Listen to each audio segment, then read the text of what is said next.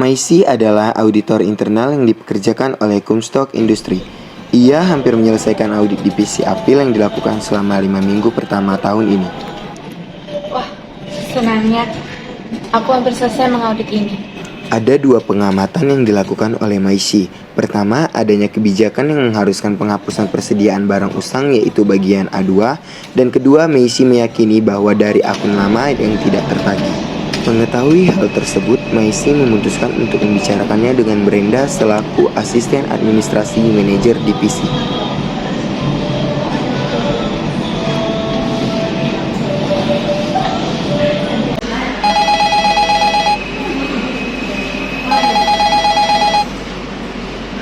Halo, iya Mes.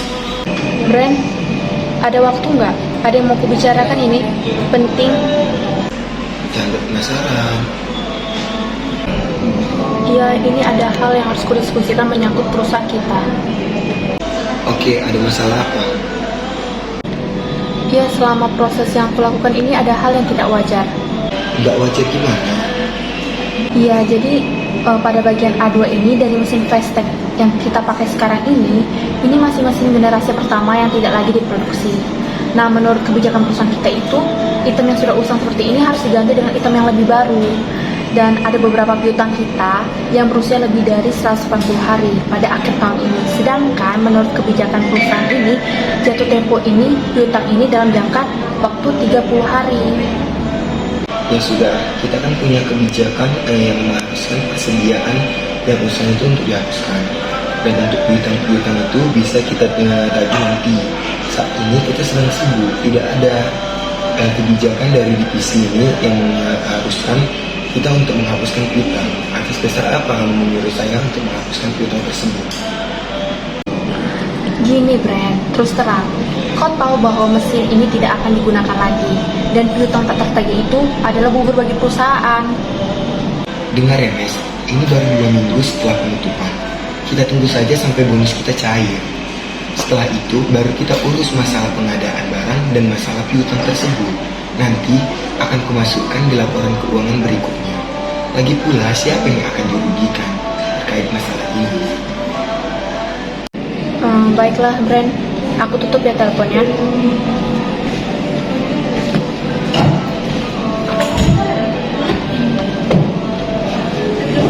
Kemudian Maisi melanjutkan auditnya, menyusun laporan yang berisi pengamatan terkait dengan inventaris dan piutang, dan meninjau laporan dengan manajer divisi yaitu Ibu Devi.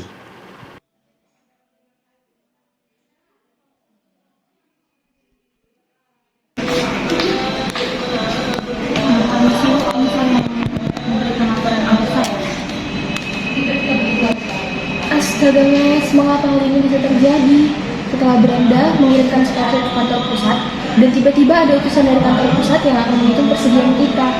Jika kamu mengangkat masalah ini sekarang, audit eksternal akan mengetahui dan menyelesaikan laba yang sebenarnya. Dan Mark, ini bukan masalah yang jelas. Sebenarnya, saya bisa melihat kamu menulis laporan yang menyampaikan kebijakan yang lebih baik. Tetapi, tidak ada yang mengatakan tentang kebijakan tersebut. Ini jauh dari aturan kita loh. Tapi Bu, jika tidak dilaporkan, kita sama saja melakukan penggelapan. Iya benar, tetapi kalau kita tidak melaporkan, maka kita tidak akan mendapatkan bonus tahunan dan saham perusahaan kita akan turun. Ditambah lagi, kemungkinan divisi kita akan ditutup. Kamu tidak ingin kan itu terjadi? Iya Bu, makanya saya ingin menyampaikan temuanku sekaligus dengan saya ingin mendengar pendapat Ibu. Dan biarkan komite audit yang memutuskan. Apa? Membiarkan komite audit memutuskan masalah ini? Mereka tidak ada hubungannya dengan ini. Mereka hanya menerima laporan CPA. Jika kamu tidak ingin mereka repot, kamu seharusnya tidak melaporkan hal ini. Baiklah Bu, saya akan mendiskusikannya lagi dengan Direktur Audit Internal. Oke.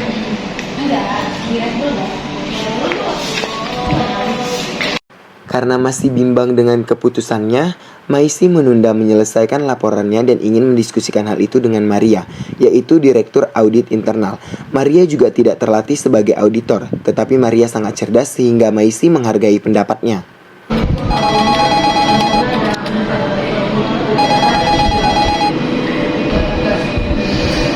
Hai Mes, ada yang bisa aku bantu? Halo Mar, apakah kamu sedang sibuk dengan pekerjaanmu? Gini, kemarin saat sedang mengaudit, aku menemukan bahwa pada bagian A2 dari mesin yang kita pakai sekarang itu masih mesin generasi yang pertama. Menurut kebijakan perusahaan kita, item yang sudah usang seperti itu harus diganti dengan item yang lebih baru. Dan ada beberapa piutang kita yang berusia lebih dari 180 hari pada akhir tahun ini. Padahal kebijakan perusahaan jatuh tempo piutang itu dalam jangka waktu 30 hari. Hal tersebut itu sudah aku bicarakan kepada Brenda dan Ibu Devi, tetapi mereka tetap mengulur-ulur waktu untuk memperbaikinya. Tapi kalau kita melaporkan ini, maka kita tidak akan mendapatkan bonus tahunan dan saham perusahaan akan turun. Ditambah lagi kemungkinan divisi kita itu akan ditutup. Mas, kalau dipikir-pikir, Ibu Devi ini benar. Jika kamu melaporkan hal ini, maka semua usaha yang telah kita bangun akan hancur. Iya, aku tahu apa yang kamu maksud, Mar. Tapi masalahnya sejauh ini yang sudah Ibu Devi tahu dan pengamatannya yang dia terima dalam laporan ini adalah kebijakan yang kurang memadai. Dan Ibu Devi susah dikasih tahu soal ini. Lakukanlah apa yang menurutmu baik, tapi aku tidak mau bertanggung jawab jika bonus tahunan hilang dan banyak yang mau komplain akan hal itu. Oke, baiklah Mar, akan kupikirkan lagi nanti. Makasih ya. Oke, Mes, pikirkanlah dengan matang ya. Aku mau melanjutkan pekerjaanku lagi. Bye. Oke, bye. Setelah berpikir keras, Maisy akhirnya memutuskan untuk melaporkan temuannya itu. Oke, baiklah. Aku harus melaporkan ini apapun yang terjadi. Ini demi kebaikan perusahaan. Aku tidak boleh menyembunyikan apapun seperti ini, karena ini bukanlah hal yang benar.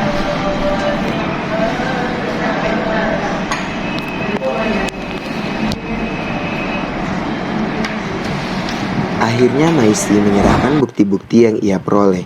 Berdasarkan keputusan akhir, divisi mereka tidak memperoleh bonus namun masih diizinkan untuk beroperasi. Kini perusahaan mereka memiliki laporan keuangan yang baik dan benar, serta dapat digunakan untuk mengambil keputusan.